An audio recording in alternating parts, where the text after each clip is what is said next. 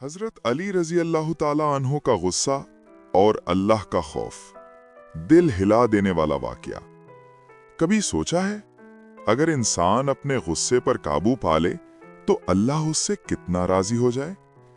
आज मैं आपको हजरत अली रजी अल्लाह ताला अन्हो का एक ऐसा वाकया सुनाने जा रहा हूं जो सिर्फ सुनने के लिए नहीं बल्कि जिंदगी बदलने के लिए है।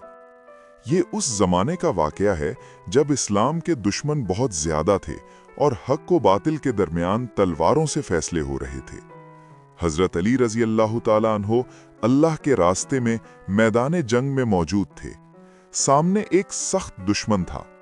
दोनों के दरमियान शदीद मुकाबला हुआ।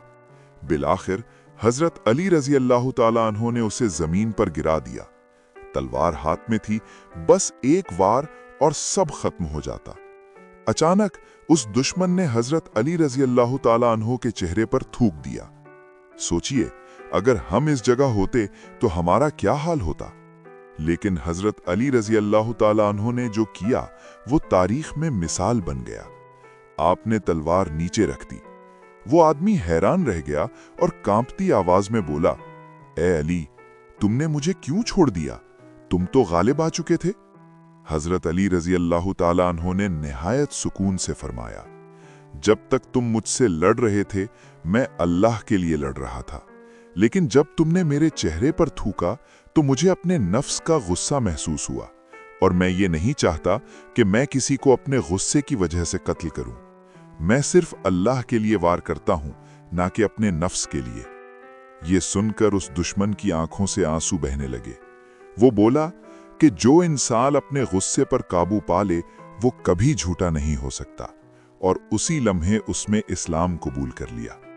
हमारे लिए पैगाम, आज हम छोटी सी बात पर गुस्सा करते हैं, छोटी सी बात पर रिश्ते तोड़ देते हैं और बदला लेने को तैयार हो जाते हैं। और हजरत अली रजी अल्लाह ताला अन्हो इतनी बड़ी तौहीन के बावजूद अपने नफ्स को शिकस्त दे देते हैं। ये है इस्लाम का असल हुस्न। ये है हजरत अली रजी अल्लाह ताला अन्हो का किरदार। ए अल्लाह, हमें अपने गुस्से पर काबू अता फरमा, हमें नफ्स का गुलाम न बना और हमें हजरत अली रजी अल्लाह ताला अन्हो के अखलाक पर चलने की तौफीक अता फरमा। आमीन।